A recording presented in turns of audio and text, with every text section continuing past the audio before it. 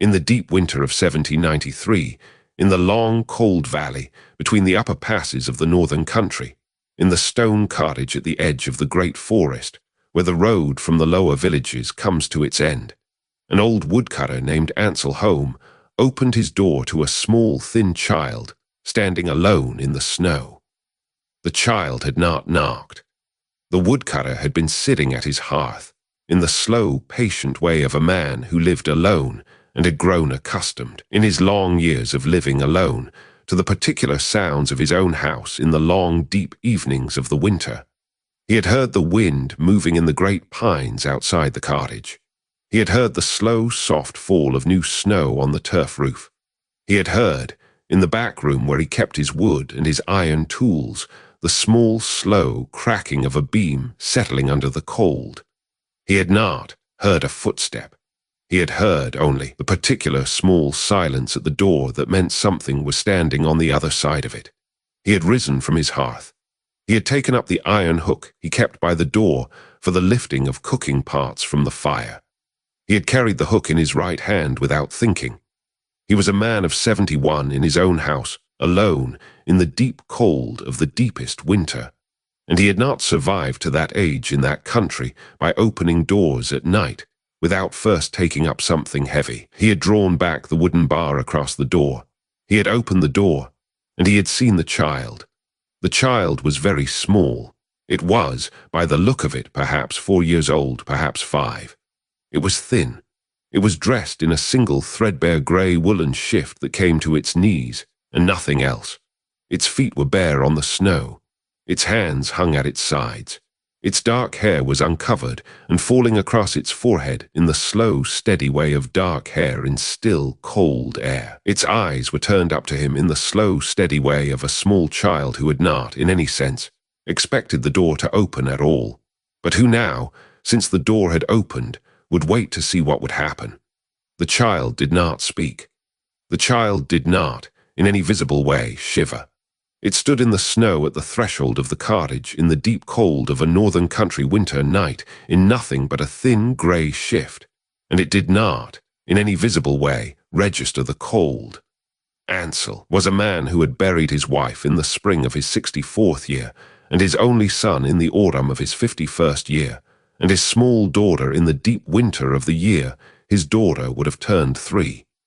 He was, in the private accounting of his long life, a man who had become accustomed, in stages, to the absence of children at his hearth. He had stopped, in the years after his daughter, expecting any child to be at his door for any reason. He had stopped, in the years after his wife, expecting any visitor at all. He stood in the open doorway of his small stone cottage in the deep dark of that February night, with the iron hook still in his right hand, and he looked down at the small, thin child standing in the snow at his threshold, and he understood that whatever came next was a thing that had been brought to him, in the deep, careful winter of his long age, by something other than the ordinary movements of the world he had been living in. He understood this in the slow, private way of an old man who had lived all his life in a country where the ordinary movements of the world were not the only movements there were. He spoke first. He said, in the slow, quiet voice he had used for most of his life with the small dependent things at his cottage, the chickens, the small grey cat, the few hens his late wife had kept. "Child, what is your name?" The child did not answer. Ansel waited. He waited, in the slow, steady patience of an old man who had spent 40 years of his life felling the great pines of the upper forest, and who had learned, in those 40 years, the slow, simpler skill of waiting for a thing to come to him when the thing was, by its own slow, patient nature, going to come to him in its own time. The child did not, at any point, answer. But the child, after perhaps half a minute of standing at the threshold in the snow, lifted its small, thin right hand and held it out, palm down, in the quiet way of a small child asking, in the simplest gesture a child knows, to be taken in. Ansel set down the iron hook by the door. He stepped back from the threshold. He said in the same quiet voice, "Come in then, child. The fire is good." The child came in. It walked in the slow, even way of a child who has walked through deep snow for a long time without exhaustion, the way a small barefoot child should not have been able to walk in February in the upper country. Its bare feet, when it crossed the swept threshold of the cottage, and the door closed behind it, left small wet prints on the worn stone of the floor. The prints did not, however, leave any blood. They did not leave any sign of the kind of damage that a child's bare feet should have taken in such cold over the kind of distance that the nearest house was from his door. The nearest house was the small farm of his neighbor Hava, a free farmer with a wife and 4 small children of his own. Hava's farm lay at the bottom of the long lower path, 3 miles down through the forest from the cottage at the forest's edge. There was no other dwelling in any direction within a half-day's walk for an adult man. The child, whoever it was, and wherever it had come from, had not, in any conceivable practical way, come from any place a small barefoot child could have walked. Ansel did not, in his first long minute of having the child in his cottage, address this question directly. He led the child to the hearth. He set the wooden stool that had been his late daughter's, and that he had not been able to bring himself to break up for firewood in the 40 years since her death, beside the warm stone of the fireplace. He sat the child on the stool. He went to the wooden cupboard at the back of the main room and took out a small cup of milk and a small piece of dark bread. He brought them to the child. He set them on the small flat stone beside the hearth. He said, "Eat, child. You must be cold and hungry." The child looked at the milk. It looked at the bread. It looked at Ansel. It did not eat. It did not, in any visible way, refuse the food either. It simply did not respond to the food, looked at the cup and the bread with the same slow, patient attention with which it had looked at his face, and at his cottage, and at the iron hook he had been holding when he opened the door. The food was, to the child, a thing presented. The child registered the presenting. The child did not, in any way Ansel could read, want the food. Ansel watched the child for some time. He did not, in those slow first minutes, understand what he was seeing. He understood that the child was strange. He understood that the child had arrived in some way that was not the ordinary way. He understood that the child did not behave, in the small practical matters of being a small, cold, hungry child, the way a small, cold, hungry child would behave. But he did not, in those first minutes, understand the depth of the strangeness. He understood it in the slow, quiet way of an old man taking in a single quiet impression, only as the surface of something he had not yet seen the bottom of. He decided, in his old slow, practical way, that he would not, that night, demand any further understanding of it. He decided that the child would sleep that night by his fire, that he would in the morning walk the 3 miles down to Havar's farm to ask whether any village in the lower country had reported a missing child, and that he would, depending on what Havar told him, take the child to the nearest village priest within the week. He prepared a small bed for the child on the swept stone of the floor near the hearth. He gave the child his own wool blanket. He showed the child the small bed by the fire and gestured, in the slow, quiet way of an old man who had not in many years had to gesture for a small child what was meant, that the child should lie down on the blanket and sleep. The child lay down on the blanket. The child did not pull the blanket over itself. The child lay on its back on the wool with its small, thin arms at its sides, and it looked up at the dark wooden beams of the cottage ceiling, and it did not close its eyes. Ansel went to his own bed in the back room. He banked the fire for the night. He lay down on the rough bed he had slept on for 40 years. He listened, for some time, to the small, quiet sounds of the cottage in the deep winter night. He did not hear the child breathing. He told himself, in the slow, even way of a tired old man who had not been ready that night to think about any of this in any deeper way, that the child was breathing in the small, quiet way of a small, thin child who had been outside in the cold for a long time, and that an old man with hearing not as sharp as it had once been might not, from the next room, hear the soft breathing of such a child. He told himself this, in the patient way of a man telling himself a thing that he did not, in his deeper private knowing, believe. He went, at last, to sleep. He woke in the cold pale grey of the late winter dawn. He lay, for some moments, in the small narrow bed in his own small back room, in the slow, steady way of an old man waking up. He listened for the small, ordinary sounds that should have been there in his cottage on a winter morning. The small, low burning of the banked fire, the soft sound of the wind outside, the small, distant cluck of his 3 winter hens in their warm shed by the back wall. He did not, lying in his bed, hear the soft breathing of a child sleeping by his hearth. He rose. He dressed. He went into the main room. The child was sitting up on the wool blanket by the hearth, in exactly the position it had been in when Ansel had left it the night before. Its small, thin arms were at its sides. Its dark hair was uncombed across its forehead. Its eyes, in the cold, pale grey dawn light coming through the small window of the cottage, were turned up to Ansel as he came into the room. The cup of milk and the piece of dark bread were untouched on the small flat stone beside the hearth. The blanket beneath the child was unwrinkled. There was no impression of a small body having lain on it through the night. The child looked exactly as it had looked when Ansel had left the room the previous evening. It had not, in any visible way, moved. It had not, in any visible way, slept. Ansel stood in the doorway of the main room for some time. He looked at the child. The child looked at him. He said, in the same quiet voice he had used the previous evening, "Good morning, child." The child did not answer. Ansel went to the hearth. He stoked the small banked fire. He added a small piece of dry pine.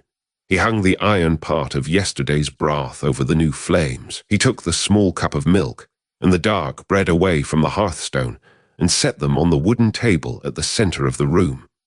He did not, in his slow, careful morning movements, look at the child more than was necessary. He understood, in the slow, private way of his understanding, several things in the long minutes of that morning that he had not understood in the first minutes of the previous night. He understood that the child had not slept. He understood that the child had not eaten. He understood that the child had not, in any visible way, registered cold or hunger, or the slow, simple needs of a small living body in the long, deep night of the upper country in February. And he understood, in the slow, long second of his last understanding, that the child had been watching him, in the dark, all night, from the small wool blanket by the hearth. It had not slept.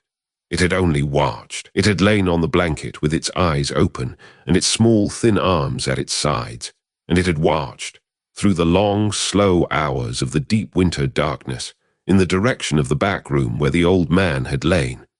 Ansel did not, in that morning, address any of this directly. He gave the child a fresh cup of warm milk and a fresh piece of bread, broken from a fresh loaf. He set them on the wooden table. He said in the same quiet voice, "Sit at the table, child. Eat." The child rose from the wool blanket. It walked in the same slow, even way it had walked into the cottage to the wooden table. It sat down on one of the 2 small wooden stools at the table. It looked at the milk. It looked at the bread. It did not eat. Ansel sat across from it. He ate his own piece of bread. He drank his own cup of milk. He watched the small, thin child at his table. The child did not, at any point, lift the cup. It did not, at any point, lift the bread. It sat in the slow, private way it had sat on the wooden stool the previous night, and it did not eat. When Ansel had finished his own breakfast, he stood. He said, "I am going down to Havar's farm, child, to ask if anyone is looking for you. Stay here. The fire is warm." He went out into the cold, pale morning. The walk down to Havar's farm took him an hour and a half through the deep snow. Havar was at his small woodpile when Ansel came up the path to the farm. He was a man of 47, with a thick, dark beard and the small, steady weather burn of a free farmer who had worked outside all his life. His wife, Greta, was at the door of the farmhouse with the smallest of their 4 children on her hip. The 2 older boys were in the stone byre behind the house, mucking out the cattle. The 3rd boy was at the hearth inside the house. by the look of the smoke from the chimney. Havver saw Ansel coming up the path. He set down his axe. He came to meet him at the stone gate of the farmyard. He said, "Ansel, you walk down. What is it?" Ansel told him. He told him slowly, in the slow, patient way of an old man telling another man a thing he had not yet quite understood himself. He told him about the small, thin child standing barefoot in the snow at his cottage door at full dark the previous evening. He told him that the child had come into the cottage. He told him that the child had not eaten. He told him that the child had not slept. He told him that he had walked down that morning to ask whether any village in the lower country had reported in the past day any small lost child of perhaps 4 or 5 years, dark hair, grey woolen shift, no shoes. Havver listened. He did not, while Ansel was speaking, interrupt. When Ansel had finished, Havver stood for some time at the stone gate of the farmyard, looking past Ansel at the long lower path that wound up through the forest toward the cottage at the forest's edge. He said, finally, "Ansel, I will tell you what I know. There is no missing child in the lower country. I was at the village 3 days back at the market. There has been no talk of any lost child. The country has been deep in the snow for 2 weeks. There has been no traveler in or out of the upper passes. I do not know of any child that could have been at your door last night." Ansel said that he had not expected him to know. Havver said, in the slow, steady voice of a man who was choosing his words with care, "Ansel, my grandmother was from the upper valleys. She told me, when I was a boy, certain things about the country that we do not, in the lower farms, often speak of in the daylight. She told me that there are, in this country, in the deep winters, occasionally, small things that come to the doors of old men who live alone. She told me that these small things are not children. She told me that the rule, when such a small thing comes to a door, is not to take it in. And she told me that the rule, when such a small thing has already been taken in, is that the old man at whose door it has appeared will need, in the slow, private way of his understanding, to come to the truth of what he has taken in by his own quiet observation, because no one outside the cottage can tell him what the small thing is. He must see it for himself, in his own time, in his own house, and then he must do what is needed." Ansel said, "What is needed?" Havver looked at him. He did not immediately answer. He said finally, "Ansel, my grandmother did not tell me what is needed. She told me only that the old man would know when the time came what was needed. She said that the time would come in the 3rd winter. She said that, until the 3rd winter, the old man should keep the small thing fed and warm and in his cottage, and should watch it, and should not, for any reason, send it away. She said that to send it away before the 3rd winter is the worst thing an old man in this country can do, because the small thing, if sent away, will not go to nothing. It will go to another door, and the next old man at whose door it appears will not, my grandmother said, have been given the warning. He will take it in without watching, and the small thing in such a house becomes by the 3rd winter a thing that is no longer small." Ansel did not answer this. He stood at the stone gate of the farmyard in the cold, pale morning, and he thought in the steady way of an old man thinking about what Havver had said. He said after some time, "Havver, if I keep it, what does it do? What is it doing?" Havver said, "Ansel, it is watching. That is what it does. In the 1st winter, it watches you sleep. In the 2nd winter, it watches your house. In the 3rd winter, it watches the door for what comes for it. And in the 3rd winter, on a particular night that you will know when it arrives, the thing that comes to take it back will come to your door. And on that night, you must be ready to give it back. And the giving back, my grandmother told me, is the worst thing an old man does in his life. But it is the right thing. It is the only thing that ends the watching." Ansel said, "Comes to take it back." Havver said, "Ansel, my grandmother did not tell me. She said only that an old man who has watched the small thing for 3 winters will, when the night comes, know what is at the door. He will know, and he will open the door, and he will give the small thing back, and the small thing will go. And after that the old man will not, for the rest of his life, ever speak of any of this to anyone." Ansel said that he understood. He said, "Havver, you will not then speak of this either, to anyone, not your wife, Not your children, not the priest at the lower village. No one. Havre said that he would not. He said in the same slow, steady voice, Ansel, be careful in the next 3 winters of the things you put within reach of the small thing. Be careful of the iron hook by your door. Be careful of the knives. Be careful in the deep nights of leaving anything sharp on the table where the small thing could put its hand on it in the dark. The small thing does not, my grandmother said, want to harm an old man who has taken it in. But the small thing is not a child. The small thing does not, in any deep way, understand what harm to an old man's body would mean.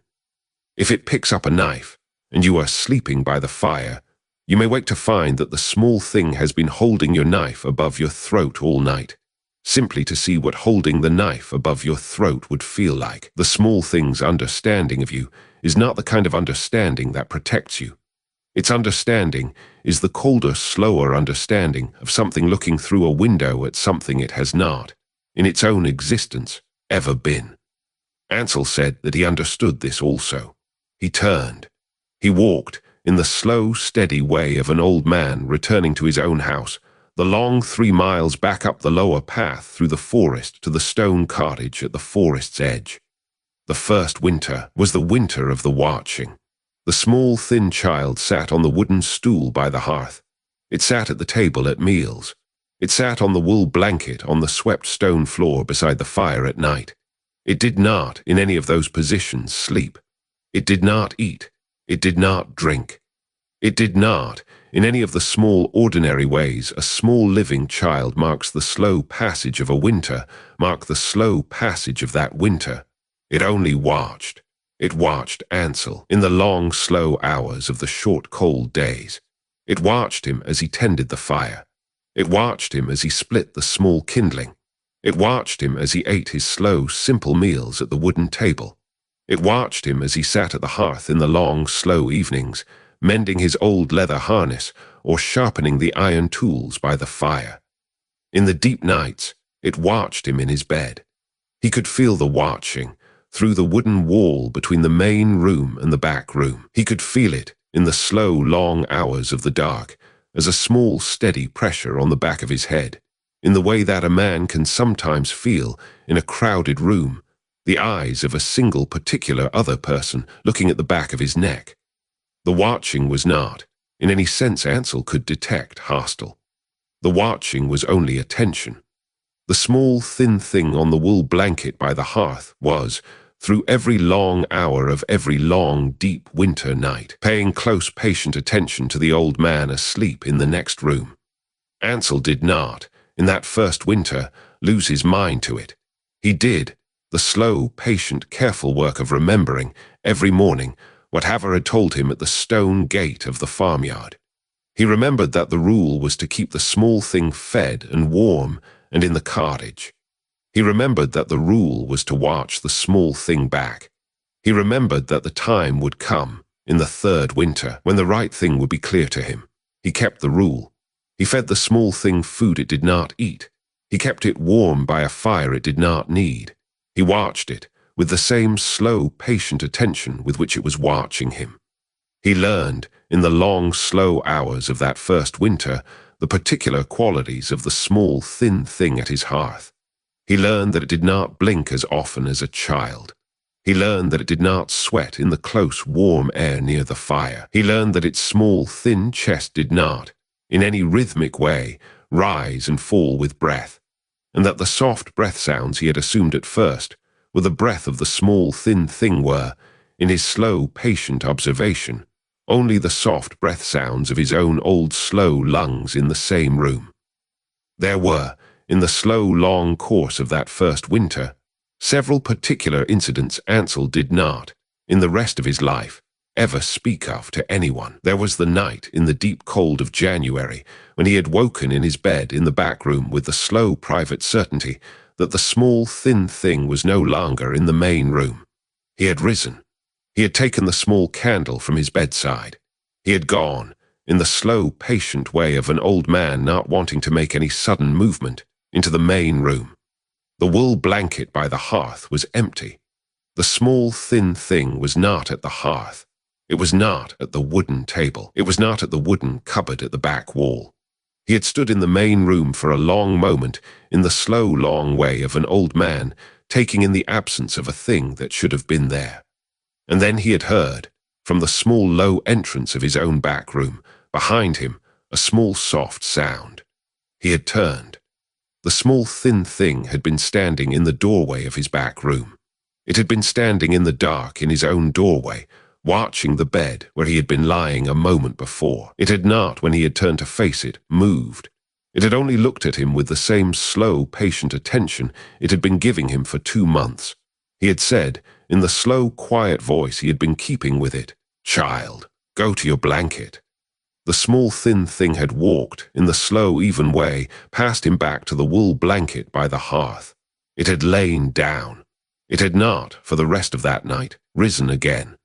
Ansel had not slept the rest of that night either. There was the morning in early February, when he had woken in the cold, pale, grey dawn, and had found that the small, thin thing was sitting on the wooden stool by the hearth, in exactly the position it had been in the previous evening, with one quiet difference. The iron knife that Ansel had moved, after his return from Havar's farm, to the high shelf by the hearth, was no longer on the high shelf. It was on the wooden table at the center of the room. It had been placed there, blade down, with the small wooden handle pointed toward the small back room where Ansel had been sleeping. The small thin thing had looked up at him from the wooden stool when he had come into the room. It had not, in any visible way, registered that the iron knife had moved. It had not, in any visible way, registered that the iron knife had any meaning at all. Ansel had taken the knife, in the slow, careful way of an old man not making any sudden movement, and he had put it back on the high shelf. He had said nothing. The small, thin thing had said nothing. The day had gone on as the days went on. There was the slow, late afternoon, in the 3rd week of February, when Ansel had been in the small back room mending his old leather harness, and had heard, from the main room where the small, thin thing was sitting on the wooden stool by the hearth, a single, small sound. The sound had been a soft, small humming. It had been the kind of soft, small humming that a small living child might make, very quietly, while sitting alone by a fire on a slow winter afternoon. It had been a tune Ansel had recognized at once. The tune had been a small old hill tune that his late wife had hummed every winter of their marriage, while she had been at her own work by the hearth. The tune had not, since her death in the spring of his 64th year, been hummed by anyone in his cottage for 7 years. He had not, in the slow, patient years since her death, hummed it himself. He had not taught it to the small, thin thing. The small, thin thing had not, in the 4 months it had been at his hearth, ever made any sound at all before that afternoon. He had stopped his work on the harness. He had listened, in the slow, patient way of an old man listening to something he did not want to be hearing, while the small, thin thing in the main room had hummed his late wife's tune, slowly and quietly and with perfect accuracy, for perhaps a minute. Then the humming had stopped. The small, thin thing had not, for the rest of the winter, hummed again. Ansel had not, when he had gone back into the main room, mentioned it. The small, thin thing had been on the wooden stool with its small, thin arms at its sides, and its eyes turned to him in the way they were always turned to him, in the slow, patient way they had been turned to him for 4 months. He had understood, after the humming, what the small, thin thing had been doing in its watching. It had been collecting him. It had been collecting, in its slow, patient watching, the small particular things of him. His face, his voice, the small old tune his wife had hummed in the cottage when he had been a younger man, the small particular ways he moved, the small particular ways he spoke. It was, in the long, slow hours of every long, slow day of that first winter, building a slow private collection of him in some quiet way Ansel did not, in his deeper understanding, want to look at directly. The small thing did not breathe. He learned in the long, slow hours of that first winter that the small thing's eyes did not, in any moment of its waking, ever look away from him for more than perhaps 4 or 5 seconds at a time. If he was in the same room, the small thing's eyes were on him. If he left the room, the small thing's eyes were on the door he had passed through, waiting for him to come back. If he came back, the small thing's eyes returned at once to the small, steady, patient watching of his face. He learned, in the deepest part of that first winter, in the long, slow nights of late January and early February, that the small thing was, in its own quiet way, learning him. It was learning the particular ways he moved. It was learning the particular ways he spoke. It was learning the particular ways of being him. He understood, in the deep cold of the first February night, what the learning was for. He did not, in his understanding, panic. He kept the rule. He kept the small thing fed. He kept the small thing warm. He went on, in the slow, careful way of an old woodcutter in his own small cottage at the edge of the great forest, with the long, slow days of the late winter. The first winter ended, in its own time, in the slow, muddy thaw of late March. The small thing did not change with the spring. The summer came. The small thing sat at the hearth through the long, slow summer evenings, watching Ansel mend his harness and sharpen his tools, in exactly the way it had sat at the hearth through the long, slow winter evenings. The autumn came. The small thing watched Ansel cut the autumn wood for the second winter in exactly the way it had watched him cut it for the first. The second winter came. The second winter was the winter of the watching of the cottage. The small, thin thing did not, in the second winter, stop watching Ansel.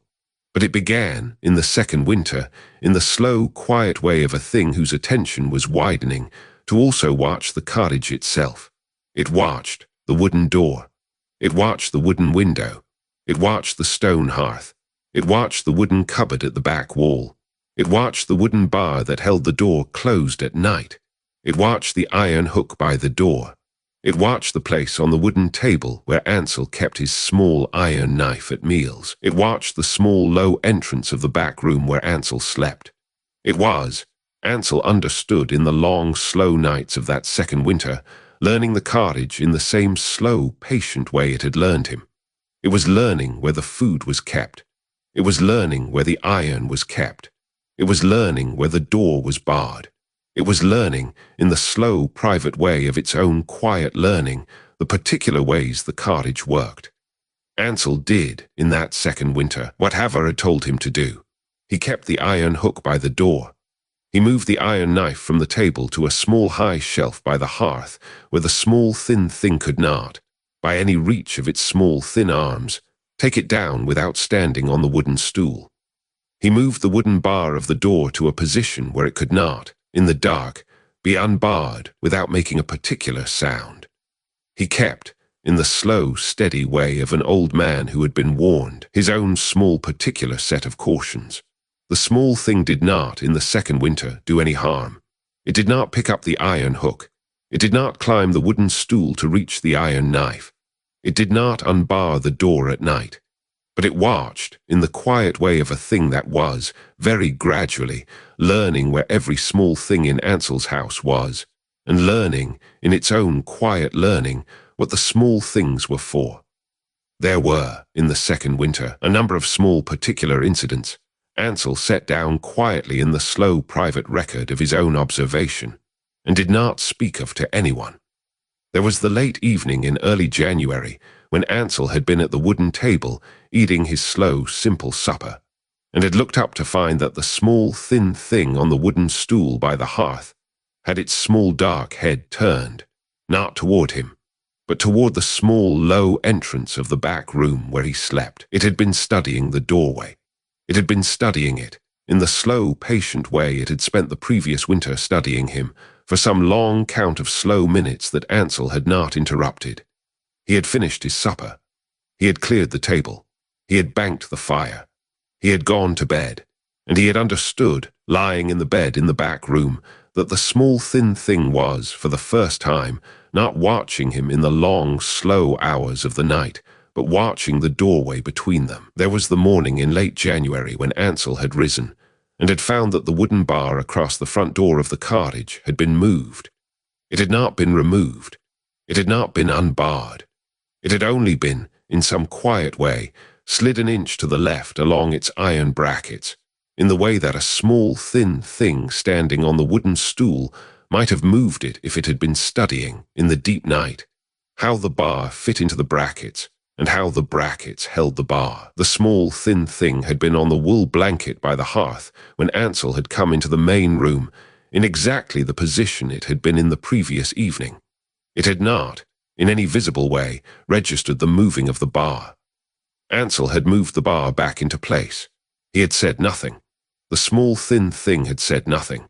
The day had gone on.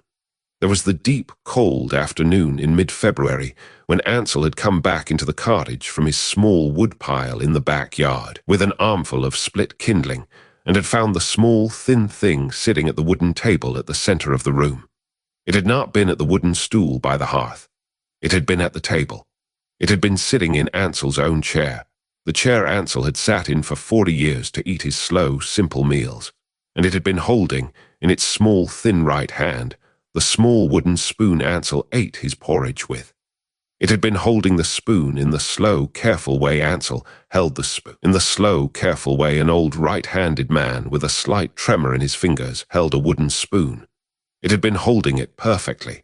It had not, when Ansel had come in with the kindling, been eating any porridge. There had been no porridge. There had been only the small, thin thing in his chair, holding his spoon in his own particular way, looking up at him as he came through the door with the same slow, patient attention it had been giving him for 15 months. He had set down the kindling. He had walked to the table. He had taken the spoon, in the slow, steady way of an old man not making any sudden movement, from the small, thin thing's hand. He had said, in the same slow, quiet voice he had been keeping, "That is my spoon, child. Sit on the stool by the hearth."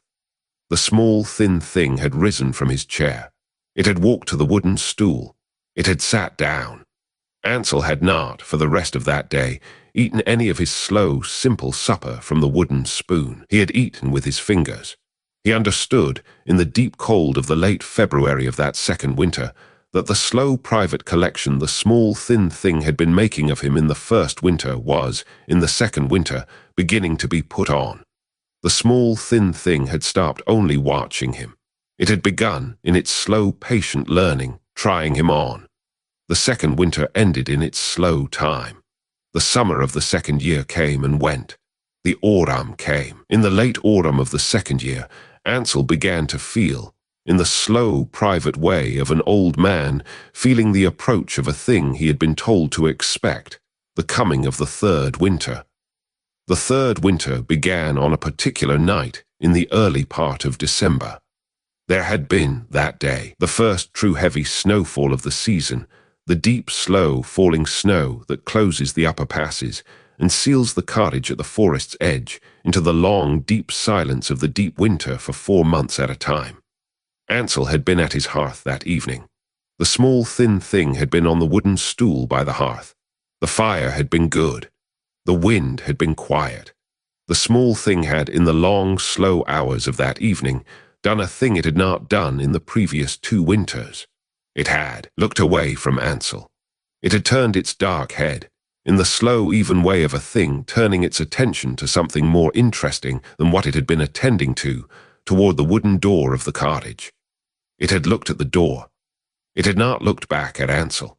It had sat on the wooden stool with its small, thin arms at its sides, and its dark head turned to the door, and it had watched the door, with the same slow, patient attention it had been giving to Ansel for 2 whole winters. Ansel understood, in the slow, long second of his understanding, that the third winter had begun.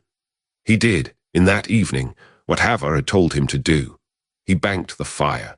He prepared his bed. He went to sleep in the back room, in the slow, even way of a man who knew that his own sleep was no longer the central matter of his small cottage at the edge of the great forest. The small, thin thing on the wooden stool was, from that night, watching the door for what was coming for it. The watching in the third winter was a different watching from the watching of the previous 2. It was the patient watching of a thing waiting to be collected. It went on through the deep cold of December. It went on through the long, slow nights of January. It went on, in the patient way of a thing that had been waiting, in its own quiet way, for the right night to arrive, through the deep middle of February. Ansel watched it watch.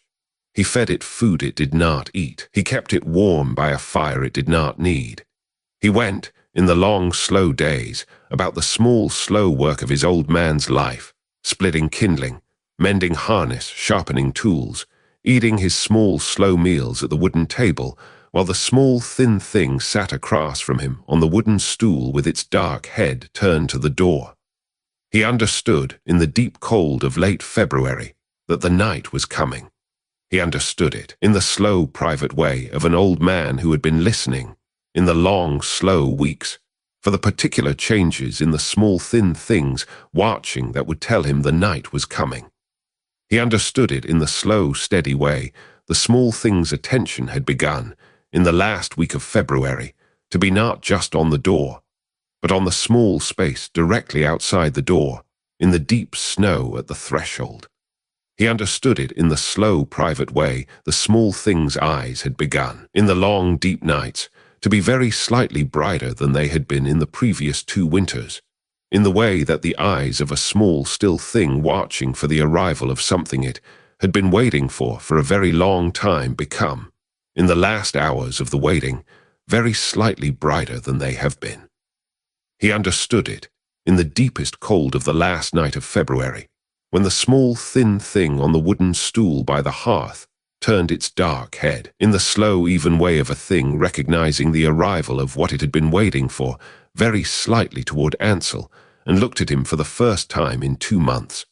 It looked at him for perhaps 3 seconds. Then it looked back at the door. There came, after a small pause, 3 slow, even taps on the heavy wood. Ansel rose from his hearth.